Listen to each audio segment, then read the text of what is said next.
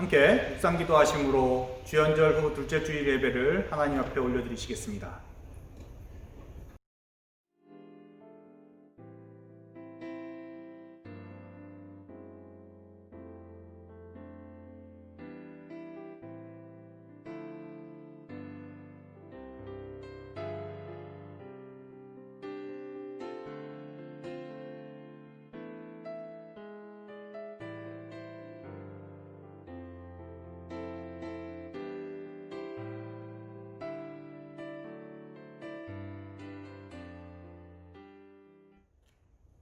여호와여, 주께서 나를 살펴보셨으므로 나를 아시나이다.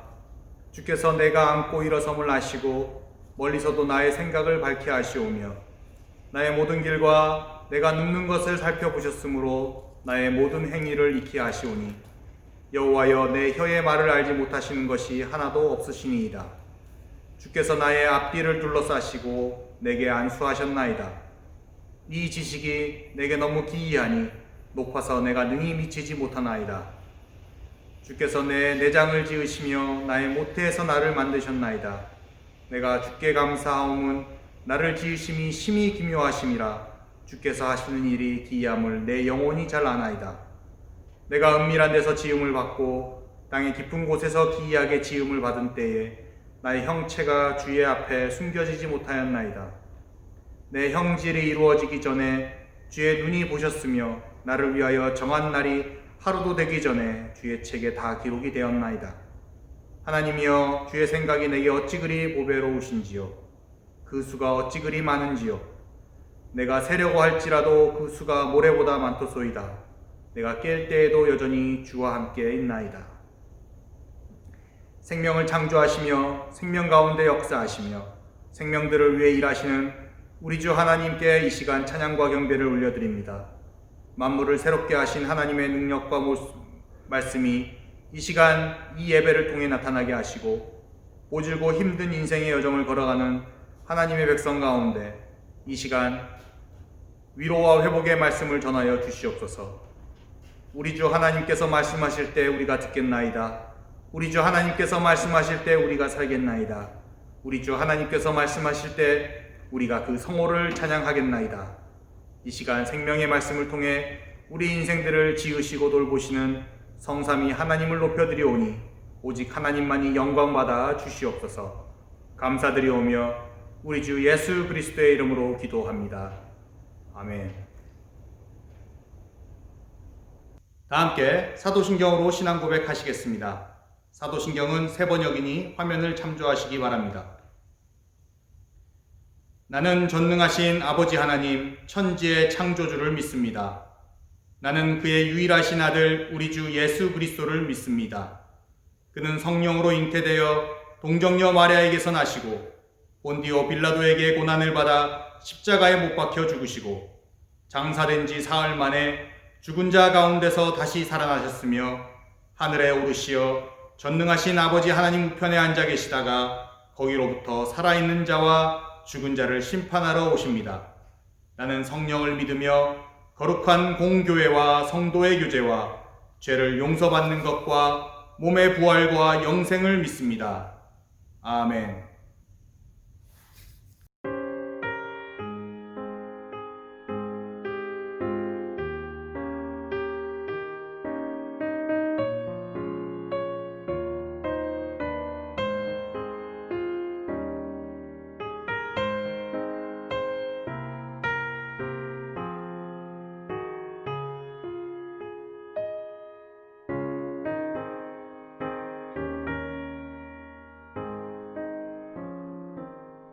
저 장미 꽃 위에 있음 아직 맺혀 있는 그때에 귀에 흐르는 이 소리 들리니 주음성 분명하다. 주님 나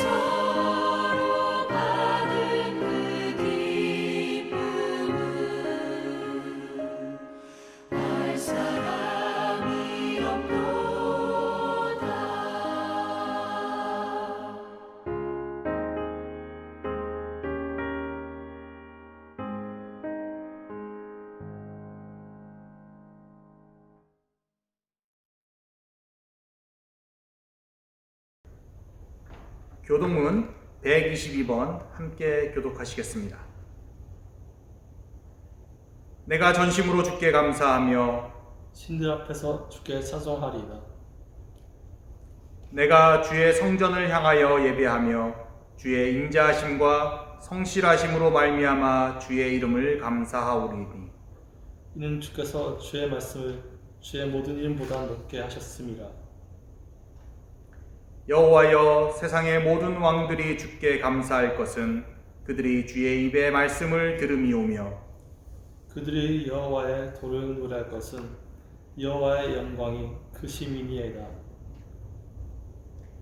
여호와께서는 높이 계셔도 낮은 자를 굽어 살피시며 멀리서도 교만한 자를 아심이니이다. 여호와께서 나를 위하여 보상해 주시리이다. 여호와여, 주의 인자하심이 영원하오니 주의 손으로 지으신 것을 버리지 마옵소서. 아멘. 이 시간은 하나님께서 우리에게 허락하신 가정과 자녀들을 위해 기도하는 시간입니다. 각 가정과 우리 자녀들에게 하나님의 돌보심과 보호하심이 함께 하시기를 기도하면서 우리 가정이 더욱 하나님의 은혜와 긍휼을 구하며 하나님을 향한 아름다운 신앙을 고백하는 가정이 되기를 간구하십시다. 홀로 사시는 분들은 우리 기쁜 소리 교회 가족을 위해 이 시간 중보기도 하시기 바랍니다. 예수 그리스도 안에서 이루어진 믿음의 가족인 우리 기쁜 소리 공동체가 더욱 선하고 아름답게 믿음 위에서 지어져 가기를, 하나님께서 허락하신 사명을 이루어 나가는 복된 공동체가 되기를 함께 간구하십시다. 함께 기도하시겠습니다.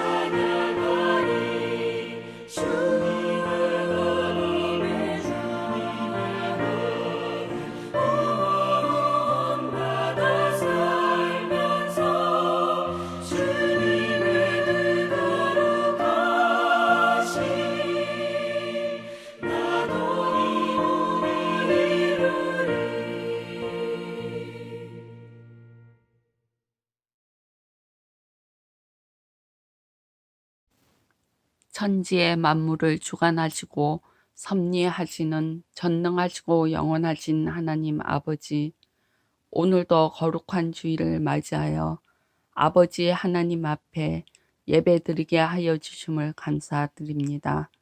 말씀이신 하나님, 지난주 월요일부터 종교인 성경 통독을 시작하였습니다. 우리의 마음과 눈을 열어 성경 속에서 주님을 보게 하옵시고, 또한 완고하고 어리석음으로 가득 찬 우리의 길을 열게 하시어 완악한 마음을 깨트려 주시고 성실히 주의 음성을 듣게 하옵소서.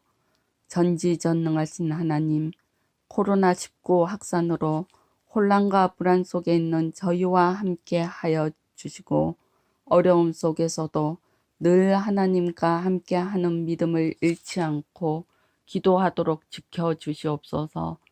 각자 삶의 자리에서 최선을 다할 수 있도록 이끌어 주시옵소서. 또한 코로나19 감염으로 고통받는 이들에게 치유의 은총을 내려주시고, 이들을 헌신적으로 돌보고 있는 의료진들을 축복하여 주시옵소서.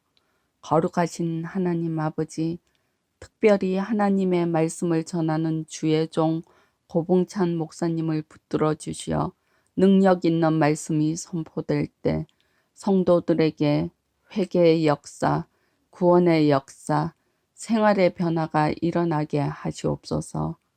하나님 아버지, 미처 구하지 못한 것들도 주님께서 아시오니 채워주실 줄 믿사오며, 거룩하신 주 예수 그리스도의 이름으로 기도드립니다. 아멘. 오늘 우리가 함께 나눌 성경 본문은 구약성경 사무엘상 3장 1절에서 10절 말씀입니다.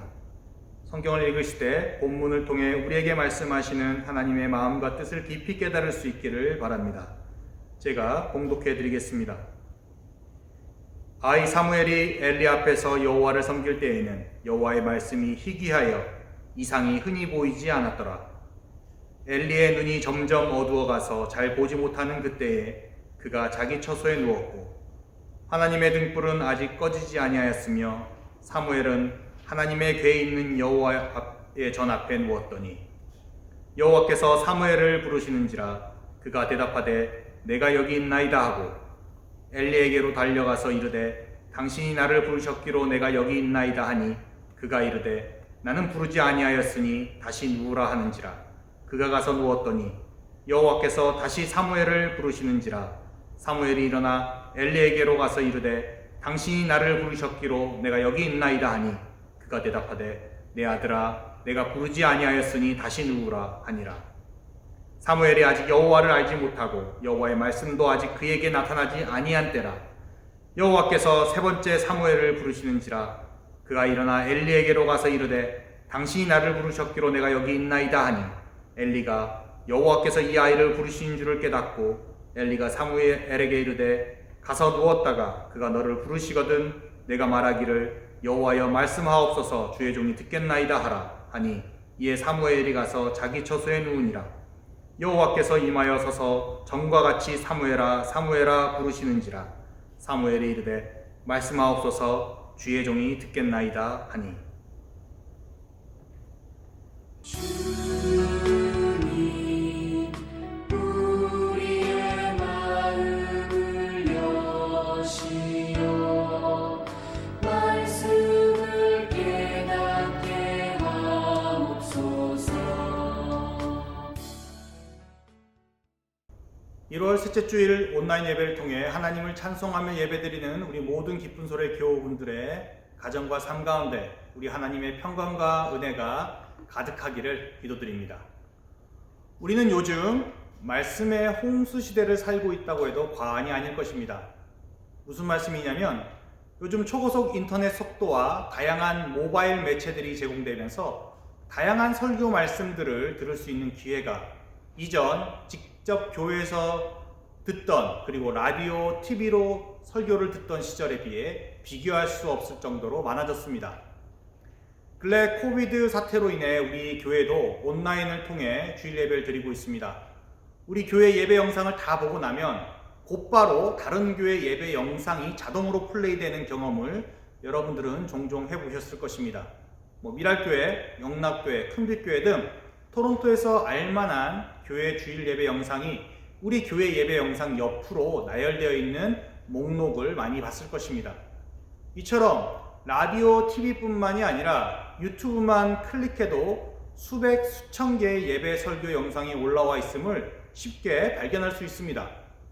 그뿐만 아니라 다양한 성경 말씀 어플리케이션을 다운로드 받아 우리는 언제 어디서나 성경 말씀을 쉽게 읽을 수도 들을 수도 있게 되었습니다. 우리가 지난 월요일부터 시작된 정교인 성경 일독도 얼마나 쉽게 시작하고 진행할 수 있게 되었습니까?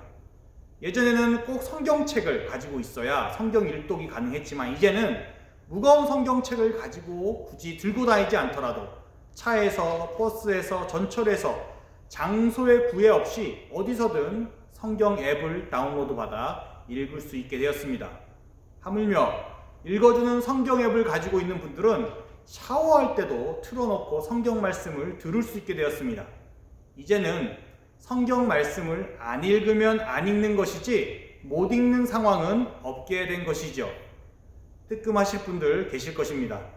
자, 이처럼 우리 그리스도인들이 신앙생활 가운데 가장 중요하게 여기는 말씀은 이제 손쉽게 그리고 너무나 다양한 방식으로 찾고 듣고 보고 읽을 수 있는 시대가 되었습니다. 그래서 말씀의 홍수 시대라고 불리나 봅니다. 홍수가 나서 사방팔방으로 물이 가득 찬 상황처럼 수많은 설교 말씀들을 쉽게 찾아볼 수 있을 만큼 주변이 말씀으로 가득 찬 상황을 비유적으로 표현한 것이죠.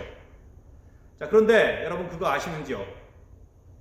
막상 물이 범람하고 사방팔방으로 물이 쏟아져 내리는 홍수 때 가장 필요한 것은 바로 마실 물, 식수라는 것입니다. 주변이 모두 물로 가득 차 있지만 실상은 마실 물이 부족해 갈증으로 제일 고생할 때가 홍수 때라고 합니다. 아이러니하죠? 이처럼 언제 어디서든 다양하고 수많은 설교 말씀들을 쉽게 접할 수 있는 말씀의 홍수 시대에 우리가 살고 있다고 하지만 정말 우리 각자의 신앙생활 가운데 식수와 같이 우리의 영적 갈증을 해소해주고 우리의 신앙의 생활을 바르게 이어갈 수 있도록 인도해주는 촉촉한 생수와 같은 말씀이 희귀하다는 것이 요즘 우리 그리스도교가 처한 안타까운 상황입니다. 이러한 안타까운 상황이 생겨난 데에는 1차적으로 성경을 바르고 적합하게 해석하여 신앙인들이 잘 이해할 수 있도록 전달할 사명을 가진 우리 목회자의 잘못이 가장 크다고 봅니다. 그러나 이 말에 매주 성실하게 성경 말씀을 붙들고 기도하며 설교 말씀을 준비하는 대다수의 목회자분들을 비난할 의도는 없습니다. 사실 저도 많이 부족하지만 우리 담임 목사님께서 안식일로 부재 중인 이 시간에 저희 최대한의 노력을 다해 우리 기쁜 소리 교우분들에게 성경의 그 아름답고 풍성한 하나님의 메시지를 잘 전달하고자 매주 분투하며 준비하고 있습니다. 많이 부족하지만 이 부목사의 노력과 분투에 우리 교우분들이 계속해서 격려해 주시고 응원해 주시고 기도해 주시기에 지금까지 제가 버티고 있는 것이라 믿습니다. 여튼 돌아가서 저도 만약에 저의 설교가 이 말씀의 홍수 시대에 우리 교우분들의 갈증을 전혀 해소하지 못하는 부족한 설교라고 판단되어진다면 솔직한 마음으로 많이 서운할 것 같습니다. 그 서운함이 다른 누군가를 향한 게 아니라 바로 제 자신을 향한 서운함과 아쉬움이죠. 하지만 면밀히 그리고 하나님 앞에서 정직하게 제 설교와 설교 준비 과정 모두를 돌아보자면 그리 떳떳하지 못한 제 자신을 발견하기도 합니다. 더욱 제 자신을 스스로 채찍질하며 겸비해갈 부분이라고 생각합니다. 근데 우리가 이 부분을 조금 더 살펴보자면 이 말씀의 홍수 시대에 마실 물과 같은 우리 신앙인의 영적 갈증을 해소해 줄 말씀이 없다라는 역설적이고 안타까운 상황은 사실 어떤 설교 말씀이 갖고 있는 탁월한 해석 혹은 전달 능력만을 지적하는 것이 아님을 알 수 있습니다. 그런 상황이 가리키는 또 다른 지점은 바로 그 설교를 전하는 목회자의 삶입니다. 어떤 목회자가 탁월한 해석과 청중들을 휘어잡는 엄청난 전달 능력을 가졌다고 하더라도 그 목회자의 삶이 자신이 전달하는 그 설교 메시지와 너무나 동떨어져 있다면 누가 그 목회자가 전하는 설교를 통해 하나님의 은혜를 경험할 수 있을까요? 좀 극단적인 예이지만 어린 여성도를 추행한 목회자의 설교를 우리가 하나님의 말씀이라 생각하며 들어주기에는 많은 현실적 어려움이 있을 것입니다. 엄청난 재정 비리를 가진 목회자가 강대상에서 청렴과 정직을 설교를 통해 말한다고 해서 그것을 쉽사리 하나님께서 우리에게 전하는 메시지로 받아들이지 못하는 것과 마찬가지입니다. 설교로 수많은 신앙인들에게 엄청난 선한 영향력을 주었던 목회자들이 나중에 여러 개인적인 비리로 실족함으로 그보다 더 큰 충격을 주었던 소식들을 우리는 어렵지 않게 들어왔을 것입니다. 즉, 우리 신앙인은 목회자의 설교와 삶을 따로 구분해서 보지 않는다는 것입니다. 우리가 그 목회자의 삶을 다 알 수는 없지만 그 목회자가 최소한 삶 속에서 자신이 전하는 설교의 메시지를 실천하고자 분투하고 있다는 믿음으로 듣습니다. 완벽한 인간은 없기에 정도의 차이는 있을지언정 전하는 목회자와 듣는 청중 모두가 그 설교를 통해 전달하고자 하는 하나님의 메시지를 각자의 삶 속에서 살아내려 끊임없이 노력한다는 믿음이 우리 안에 있습니다. 즉, 하나님의 말씀과 삶의 실천이 아주 깊이 연결되어 있다는 말씀이지요. 그리고 이것은 단순히 목회자 혹은 설교자만의 문제는 아닐 듯합니다. 이 말씀의 홍수 시대에 살아간 우리 신앙인들이 과연 우리의 영적 갈증을 해소해주는 생수와 같은 하나님의 말씀을 들었을 때 그 말씀, 그 메시지에 따라 살아가려고 하는 우리의 신앙적 노력과 실천은 어디에 있는지 한번 점검해 봐야 할 것입니다.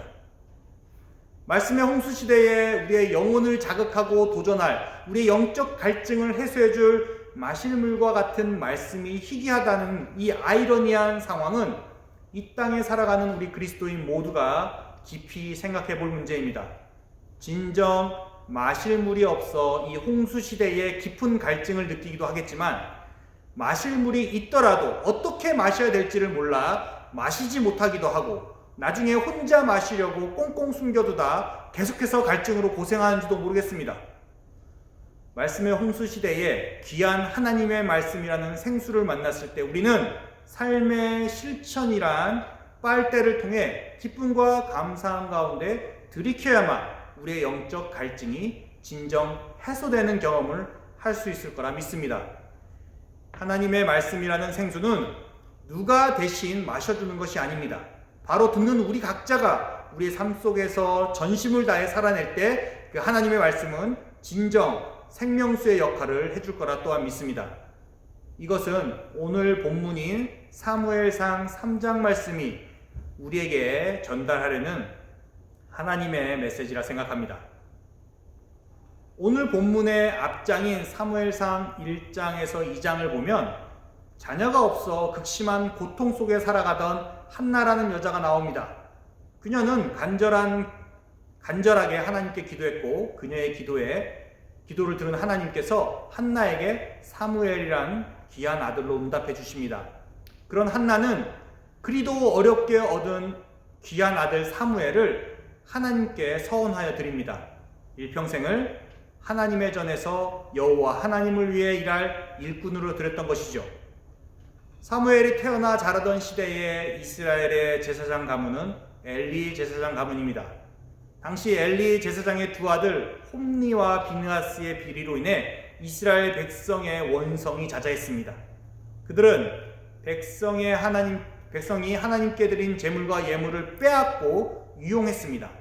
지금으로 말하자면 교회 헌금에 손을 대어 자기 마음대로 사용한 것이죠. 그리고 그들은 아내가 있음에도 불구하고 다른 여인들과 간음하였다고 사무엘상은 고발하고 있습니다. 그들의 철저하게 타락한 행실을 하나님께서 아셨습니다. 사무엘상 2장 30절에서 33절은 엘리 제사장의 두 아들의 나쁜 행실에 진노하신 하나님께서 엘리 제사장 가문에 내릴 저주를 기록하고 있습니다. 제가 읽어드리겠습니다. 그러므로 이스라엘의 하나님 나 여호와가 말하노라. 내가 전에 내 집과 내 조상의 집이 내 앞에서 영원히 행하리라 하였으나 이제 나 여호와가 말하노니 결단코 그렇게 하지 아니하리라. 나를 존중히 여기는 자를 내가 존중히 여기고 나를 멸시한 자를 내가 경멸하리라. 보라, 내가 내 팔과 내 조상의 지파를 끊어 내 집에 노인이 하나도 없게 하는 날이 이를지라. 이스라엘에게 모든 복을 내리는 중에 너는 내 처소에 환난을 볼 것이요 내 집에 영원토록 노인이 없을 것이며 내 제단에서 내가 끊어버리지 아니할 내 사람이 내 눈을 쇠잔하게 하고 내 마음을 슬프게 할 것이요 내 집에서 출산되는 모든 자가 젊어서 죽으리라. 후에 사무엘상 4장에 따르면 이 저주의 말씀대로 엘리 제사장의 두 아들 홈니와 비느하스는 블레셋과의 전쟁에서 한날의 죽임을 당합니다. 그리고 이 블레셋과의 전쟁에서 이스라엘 민족에게 가장 중요한 신앙의 상징인 하나님의 언약궤가 빼앗기는 일까지 당합니다. 하나님의 궤가 빼앗겼다는 소식에 늙은 엘리 제사장은 의자에서 넘어져 목이 부러져 참담하게 죽게 됩니다. 엘리 제사장의 며느리이자 비느하스의 아내 또한 출산 중에 죽게 됩니다. 이때 태어난 비느하스의 아기 이름이 이가봇입니다. 이름의 뜻이 영광이 없다라는 뜻입니다. 하나님의 언약궤를 빼앗기고 자기 남편과 시아버지를 하루아침에 잃고 자기 자신도 죽어가는 중에 자신의 처참한 삶을 아기 이름으로 표현한 것이죠. 하나님의 언약궤를 빼앗겼으므로 하나님의 영광이 이스라엘에게서 떠났다라는 참담한 표현입니다. 하나님을 섬겨야 할 제사장 가문이 철저하게 타락하여 하나님의 진노를 샀던 시대에 사무엘은 태어났고 자라고 있었습니다. 오늘 우리가 읽은 사무엘상 3장 본문이 그 시대에 살던 아이 사무엘이 겪었던 경험을 기록하고 있습니다. 그리고 오늘 성경 본문은 이 하나님의 일꾼으로 교육받으며 자라던 사무엘의 살던 시대를 3장 1절에 이렇게 표현합니다. 아이 사무엘이 엘리 앞에서 여호와를 섬길 때에는 여호와의 말씀이 희귀하여 이상이 흔히 보이지 않았더라. 즉 소년 사무엘이 자라던 시대는 여호와의 말씀이 희귀하여 이상이 흔히 보이지 않았던 시대였다고 성경은 증언합니다.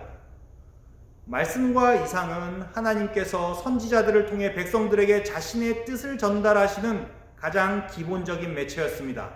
그러므로 말씀과 이상이 없었다는 것은 그 시대에 하나님의 뜻을 분별하고 전할 하나님의 사람이 없었다라는 것입니다. 또 한편으로는 하나님의 전을 맡아 거룩하고 정결하게 살며 백성들에게 모범으로 살아가야 할 제사장들의 타락이 보여주는 것처럼 당시 이스라엘 사회는 하나님의 말씀을 쫓아 하나님의 뜻을 따라 살아가려는 시도조차 불가능했던 영적으로 어두웠던 사회라는 것입니다. 오늘 본문 3장 2절에 엘리의 눈이 점점 어두워져 가서 잘 보지 못하는 라는 표현은 하나님의 말씀에 무관심하고 하나님의 뜻과 벗어나 살아가는 엘리 제사장 가문의 영적 무지와 타락한 삶을 상징적으로 표현하는 구절들로도 읽혀집니다. 하나님의 전에서 하나님을 가장 가까이 섬긴다는 엘리 제사장 가문의 영적 무지와 타락한 삶의 모습 속에서 우리가 앞서 나눴던 것처럼 말씀의 홍수 시대에 자신이 전하는 하나님의 메시지를 따라 살지 못하는 우리 목회자들의 부족한 모습들, 그리고 들은 말씀을 따라 삶 속에서 실천하지 못하는 우리 신앙인들의 안일한 모습들이 겹쳐 보이는 것은 결코 우연이 아니라고 생각합니다. 하나님의 말씀은 시간과 장소를 구분하지 않고 항상 있습니다. 하나님께서 말씀하시지 않은 때는 없습니다. 하나님께서 말씀하지 않는 곳은 없습니다. 단지 하나님의 말씀을 들으려 하지 않고 하나님의 말씀을 삶으로 살아내려 하지 않는 우리들의 부족하고 연약한 모습만이 있을 뿐이지요. 그런 시대가 하나님의 말씀이 희귀한 시대인 것입니다. 어느 누구도 하나님의 말씀을 들으려고도 삶으로 살아내려고도 하지 않는 시대. 사무엘이 자라던 시대에는 엘리 제사장과 그 가문이 그렇게 하나님의 말씀에 귀를 닫았습니다. 오늘 본문이 그 모습을 단적으로 보여주는 것이죠. 어린 사무엘에게 임한 하나님의 음성을 분별하지 못한 엘리 제사장의 영적 무지는 읽는 우리로 하여금 안타까움을 자아냅니다. 하나님을 섬기는 제사장의 영적 무지와 타락한 삶은 그를 따르는 백성들에게도 직접적인 영향을 미칩니다. 오늘 본문에는 포함되지 않았지만 사무엘상 4장에는 이스라엘과 블레셋과의 전쟁을 기록하고 있습니다. 계속된 패배로 인해 이스라엘 장로들은 조급해졌고 전쟁에서 승리하고자 하는 마음으로 실로에 있던 하나님의 언약궤를 전쟁터로 가져오게 됩니다. 하지만 그들이 하나님의 언약궤를 가져온 이유는 미신적인 논리 그 이상도 그 이하도 아니었습니다. 하나님의 법궤만 전쟁터로 가져오면 자동적으로 승리할 것이라는 미신이죠. 마치 언약궤를 애군을 태우는 부적과 같이 여겼던 것입니다. 하지만 이스라엘 민족은 그들의 기대와 달리 블레셋에게 크게 패했고 하나님의 언약궤마저 빼앗기는 수모를 당합니다. 민족의 리더인 제사장이 영적으로 무지하고 타락하니 이스라엘 민족 또한 자신들의 상황을 분별할 수조차 없었고 맹신적이고 미신적인 행위로 자신들의 안위를 보장받으려 했던 것입니다. 이렇게 제사장의 영적 무지와 타락한 삶이 이스라엘 민족 전체에게 미치는 악영향은 우리가 살아가는 지금 이 시대에도 동일하다고 보여집니다. 말씀과 동떨어진 삶을 사는 목회자들은 함께 신앙생활을 해나가는 공동체에 분명 좋지 않은 영향을 미칠 것임을 우리는 알 수 있습니다. 설교는 화려하고 전달하는 듯 하나 전하는 메시지와 그리고 하나님의 말씀과는 전혀 다른 삶을 사는 목회자가 이끄는 신앙 공동체가 하나님 앞에서 바르고 건강하게 서갈 수가 없을 것입니다. 언젠가 그러한 목회자의 영적 무지와 타락한 삶이 드러난 공동체는 분쟁과 다툼으로 분열되고 깨어지는 경우가 다반사임을 우리는 수많은 교계 뉴스들을 통해 익히 들어왔습니다. 또한 하나님의 언약궤를 승리의 부족으로 여겼던 이스라엘 민족들처럼 우리는 하나님의 말씀을 우리 인생의 성공을 위한 부적 수준으로 여기는지도 모릅니다. 하나님의 말씀을 읽는다는 그 자체만으로 마치 우리 삶의 여러 문제들이 척척 잘 풀릴 것처럼 맹신하고 있지는 않은지, 성경을 잠자는 침대 곁에 둔다고 편안한 수면을 취할 수 있다고 믿는다든지, 성경 구절의 전후 내용 파악 없이 특정 구절만을 뽑아 마치 그것이 우리 자신의 인생을 모든 불행으로부터 지켜줄 것이라고 맹신하는 그 맹신이 우리 안에 있지는 않은지 돌아봐야 할 것입니다. 이러한 맹신이야말로 이 말씀의 홍수시대에 우리의 영적 갈증을 해소시켜줄 생수인 하나님의 말씀을 흙탕물로 취급하여 버리는 우를 범하는 것은 아닌지요. 우리 그리스도인들이 하나님의 말씀을 읽고 들어 그 말씀대로 살고자 하는 삶의 분투와 노력이 없는데 어느 누가 하나님의 말씀을 귀하게 여기겠습니까? 성경을 통해 들려지는 하나님의 복된 메시지에 민감하지 못하고 엘리 제사장처럼 눈이 어두워져 분별하지 못하는 영적 무지함으로 우리가 신앙생활을 해나가고 있다면 어느 누가 우리가 전하는 이 세상을 향한 하나님의 사랑의 메시지에 귀를 기울일 수 있겠습니까? 우리가 예수 그리스도의 삶과 가르침을 따르지 않고 그저 입으로만, 그저 말로만 전한다면 어느 누가 우리의 삶을 빛과 소금과 같은 삶이라고 여길 것이며 어느 누가 이런 거짓되고 위선적인 삶을 살고자 하겠습니까? 오늘 예배를 드리는 우리 교우분들 중에서는 최근에 정의나 미안해라는 해시태그를 인터넷 뉴스나 SNS로 보신 분들이 있을 것입니다. 한국 시간으로 지난 1월 2일 토요일 밤에 그것이 알고 싶다라는 프로그램에서는 16개월 입양아 사망 사건을 방영했습니다. 방송은 생후 7개월 무렵 양부모에게 입양된 정인이라는 아기가 입양 270일, 즉 9개월 만에 하늘로 떠난 사건을 추적합니다.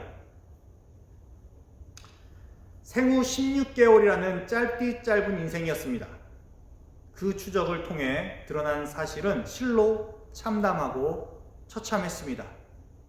그 어린 정인이가 자기를 입양한 양부모들로부터 말로 표현할 수 없는 극심한 폭력과 학대를 당해 죽음을 당했다는 사실이죠.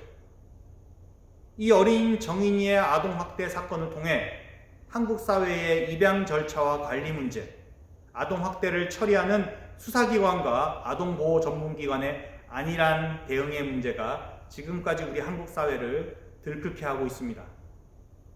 하지만 이 소식을 접한 제가 가장 놀랍고 충격받은 사실은 이 정인이를 입양하고 그 어린 정인이에게 이루 말할 수 없는 폭력과 학대를 범한 양부모의 종교가 그리스도교라는 사실이었습니다. 그리고 양부모 모두가 그리스도교의 가르침을 건학 이념으로 삼아 학생들을 가르치는 포항의 유명한 기독교 대학인 H대학 출신이라는 사실에 기가 찼습니다. 더욱 저를 충격으로 몰아간 사실은 이 양부모의 부모들, 즉 정인이의 양조부모 모두가 교회를 섬기는 목회자라는 사실이었습니다. 목회자 집안의 자녀로 태어나 자라서 그리스도교의 가르침을 교육 이념으로 삼은 대학교까지 나와 기독교 방송국에서 일하던 양부모가 그 어린 정인이를 죽음에 이르도록 폭력을 가하고 학대했다는 그 방송의 고발이 이 땅을 살아가는 한 신앙인으로서 저를 부끄러움을 넘어 참담하게 만들었습니다. 그 참담함은 일평생 교회에서 자라면서 설교를 통해 성경을 통해 하나님 말씀을 들어왔던 그 양부모가, 그리고 성경의 가르침을 건학이념으로 삼은 대학교까지 나온 그들이, 더 나아가 기독교의 복음을 전달하는 기독교 방송국에서 일하던 그들이 어떻게 그 어린아이를, 아무런 저항도 할 수 없는 그 어린 생명을 그렇게 모질게 학대하고 폭력을 행사하여 죽음에 이르게 하였는지 저의 상식으로는 도저히 이해할 수 없었기 때문입니다. 그 참담함과 부끄러움은 일평생 교회에서 하나님의 말씀을 증거하고 하나님 나라를 위해 이루었던 그 양부모의 양친인 목회자들이 자신들의 자녀가 그런 학대와 폭력을 행하는 동안 아무런 제재를 하지 않았다는 사실이 믿기지 않았기 때문입니다. 양조부모들 중 한 사람은 어린아이를 돌보는 어린이집을 운영한다는 사실에 할 말을 잃었습니다. 이 통탄함과 이 처절한 무너짐의 마음은 일평생 교회의 테두리에서 하나님의 말씀을 읽고 듣고 봐왔던 양부모에게 그 하나님의 말씀이 전혀 역사하지 않았다는 사실이었습니다. 이 사건이 드러난 이후에도 후juk 차원에서 정인이를 때렸다라는 그 양부모의 변명을 들으면서 그들이 일평생 들어왔던, 읽어왔던 하나님의 말씀은 대체 무엇이었을까라는 회의를 갖게 했습니다. 그들이 어린 시절 주일학교에서 들었던 예수님의 이야기는 대체 그들에게 어떤 기억으로 남아있는 것일까요? 그들이 자라면서 참여했던 수많은 성경 공부를 통해 배웠던 하나님의 사랑과 공의의 말씀은 그들이 그 어린 생명을 학대하고 괴롭히는 동안 어떠한 방어망이 되어 주었을까요? 목회자의 자녀로 하나님의 교회에서 한 가정을 이룰 서약을 했으며 또한 자기의 자녀가 있음에도 굳이 어린 생명을 입양하여 죽음에 이르도록 한 그 양부모에게 있어 하나님의 말씀이란 과연 무엇이었을까요? 아니, 그들의 삶 속에 과연 하나님의 말씀이란 것이 존재했을까요? 사랑하는 깊은 소리 교회 여러분, 오늘 우리가 읽은 사무엘상 본문을 통해, 그리고 안타까운 정인이 사건을 통해 우리가 하나님의 말씀을 읽고 듣는다는 것이 우리 삶에 어떠한 의미가 있는 것인지 함께 생각해 볼 수 있기를 바랍니다. 우리는 분명 말씀의 홍수시대에 살고 있습니다. 언제 어디서나 쉽게 설교 말씀을 통해, 성경을 통해 우리에게 전해지는 하나님의 말씀을 만날 수 있습니다.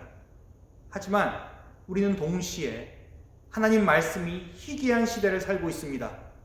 많이 읽고 많이 듣는 것도 중요하겠지만 우리가 어떻게 하나님 말씀을 읽고 어떻게 그 말씀을 우리 삶 속에서 살아내려 하는지가 더욱 중요한 시대라는 것이죠. 오늘 사무엘은 하나님의 말씀이 희귀한 시대에 하나님의 일꾼으로 부름받았습니다. 하나님의 말씀을 들으려고도 하지 않는 시대에, 하나님의 말씀을 삶으로 살아내려고도 하지 않는 시대에 그는 하나님의 말씀을 증거하는 선지자로 부름을 받았습니다. 어느 시대에서나 하나님의 말씀이 희귀치 않았던 적은 없습니다. 어느 시대에서나 하나님의 말씀의 권위와 그 가치를 떨어뜨리는 일들과 사건들은 늘 있어 왔습니다. 그러나 하나님께서는 늘 하나님의 신실한 종들과 일꾼들을 선택하시고 그들을 통해 하나님의 말씀의 능력과 권위를 이 땅 가운데 세워가셨음을 성경은 증언하고 있습니다. 오늘 본문에 나오는 사무엘이 그러한 하나님의 사람이었습니다. 이런 하나님의 신실한 일꾼인 사무엘을 하나님께서 어떻게 세워가시는지 사무엘상 3장 19절에서 21절은 잘 말해주고 있습니다. 사무엘이 자라매 여호와께서 그와 함께 계셔서 그의 말이 하나도 땅에 떨어지지 않게 하시니 단에서부터 부엘세바까지의 온 이스라엘이 사무엘은 여호와의 선지자로 세우심을 입은 줄을 알았더라. 여호와께서 실로에서 다시 나타나시되 여호와께서 실로에서 여호와의 말씀으로 사무엘에게 자기를 나타내시니라. 하나님께서는 우리 그리스도인들을 하나님의 말씀이 희귀한 이 시대에 하나님의 말씀을 맡은 자들로 세워주셨습니다. 하나님의 말씀을 맡았다는 것이 그저 성경을 들고 있다는 의미가 아님을 잘 아실 것입니다. 우리 그리스도인들로 하여금 하나님의 말씀을 읽고 그 뜻을 깨달아 이 땅 가운데 하나님의 사람으로 그 말씀을 살아내는 삶을 우리에게 맡기셨습니다. 말씀과 우리 그리스도인의 삶은 나누어질 수 없습니다. 우리 그리스도인의 삶은 말씀의 삶이어야만 하고 말씀의 삶은 우리 그리스도인들이 끊임없이 이 땅 위에서 살아내야 할 삶인 것입니다. 우리 기쁜 소리의 교회가 하나님의 말씀을 진정 우리 삶 속에서 살아낼 때 하나님께서는 그 말씀을 하나도 땅에 떨어지지 않게 하시리라 믿습니다. 사무엘을 하나님의 말씀을 맡은 선지자로 세우신 것처럼 우리 기쁜 소리의 교회를 이 세상 가운데 하나님의 말씀의 능력과 권위를 세워나가는 선지자의 역할을 감당토록 우리 하나님께서 이끌어 가주시리라 믿습니다. 그러한 믿음 속에서 우리에게 허락하신 하나님의 말씀을 읽고 들어 분별함으로 하나님의 뜻을 삶 속에서 실천하며 하나님의 섭리 안에서 살아가는 우리 모든 기쁜 소리 교우분들의 삶과 가정이 되시기를 주님의 이름으로 간절히 기도드립니다. 함께 기도드리시겠습니다. 사랑의 하나님, 주님의 자녀들인 우리에게 끊임없이 말씀하시며 우리로 하여금 주님의 뜻과 섭리 안에서 살아가도록 인도하신 주님의 손길을 기억합니다. 하지만 우리들은 주님의 말씀을 날마다 망각하고 우리 소견에 좋을 대로 살아갑니다. 주님의 말씀이 아닌 우리의 욕망과 바람에 맞춰 우리의 인생의 방향을 잡습니다. 주님의 말씀이 아닌 세속적 가치와 이념에 우리의 갈 길을 의지합니다. 그래서 우리는 주님의 말씀이 희귀한 시대를 살아간지도 모릅니다. 듣고 읽어온 주님의 말씀을 삶과 동떨어진 것으로 여기며 그렇게 우리가 원하는 것들을 이루고자 살아왔습니다. 주님, 이제 우리들의 마음을 돌이키시어 주님의 온전한 말씀 안에 거할 수 있도록 은혜 베풀어 주시옵소서. 주님의 말씀을 읽고 들어 온전한 주님의 뜻을 분별할 수 있는 지혜를 허락하여 주시옵소서.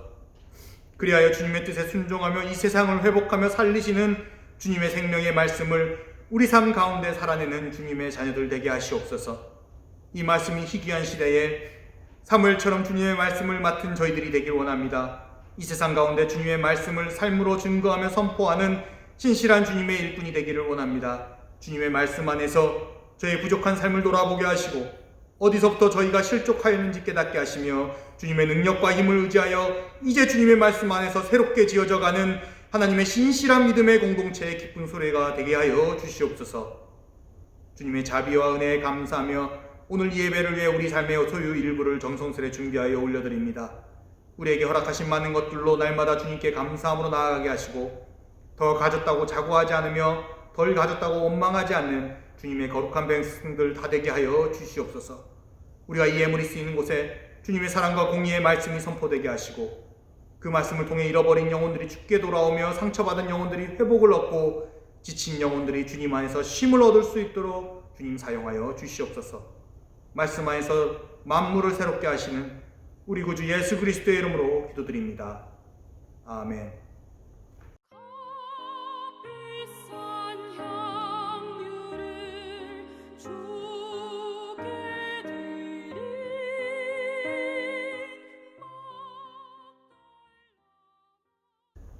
광고 말씀 전해드리겠습니다. 온라인 예배 계속 진행되고 있고요. 지금 온타리오 코비드-19 확진자 수의 급증으로 인해서 지금 뭐 스테이 앳 홈으로 이렇게 제재가 확대됐는데 부디 우리 교우분들 건강하게 잘 머무르시다가 다시 건강하고 밝은 모습으로 교회에서 볼 수 있기를 간절히 기도드립니다.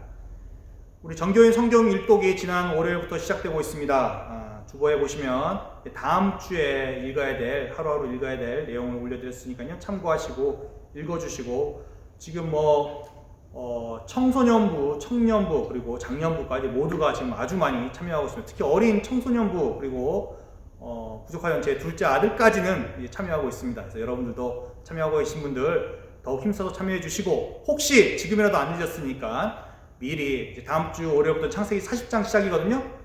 미리 이제 오늘 주일 사이에 40장까지 읽으셔가지고 같이 함께 또 성경 일독에 참여할 수 있고, 마지막 때에 우리 좋은 상품으로 서로 축하할 수 있으면 좋을 것 같습니다. 예, 지난주부터 청년부 성경 공부와 장년부 성경 공부가 개강을 했는데요. 청년부 성경 공부는 교재 구매 문제로 아직 이제 이번 주 수요일 날 개강하기로 했고요. 어제 토요일 날 성경 공부, 장년부 성경 공부가 진행되었습니다. 참석을 원하시는 분들은 저에게 개인적으로 메시지를 보내주시면은 줌 성경 공부 링크를 보내드리도록 하겠습니다. 네, 문서 목사님 안식월로 한국에 계십니다. 목사님의 건강한 안식월을 위해서 함께 계속해서 기도해 주시고, 밝고 건강한 모습으로 다시 빨리 볼 수 있도록 함께 더욱 기도해 주시기 바랍니다. 다 같이 부흥 찬양 후에 축도하심으로 오늘 예배를 마치도록 하겠습니다.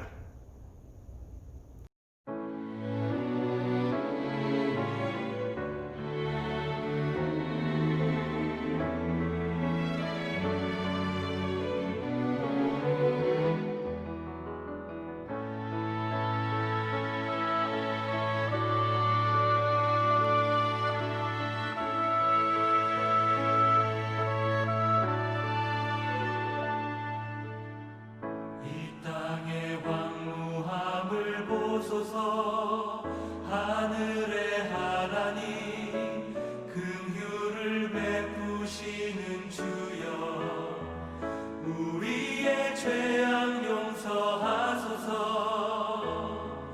이 땅 고쳐주소서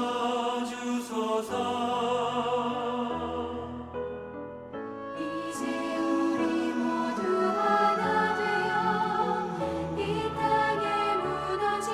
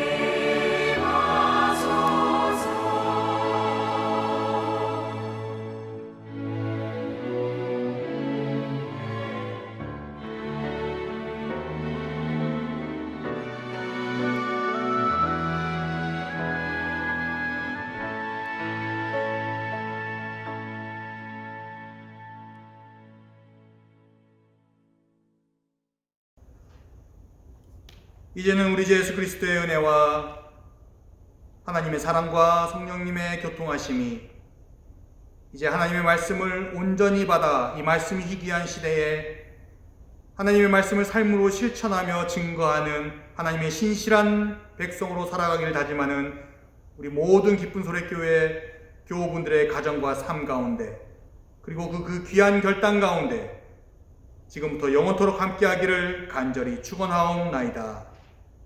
아멘.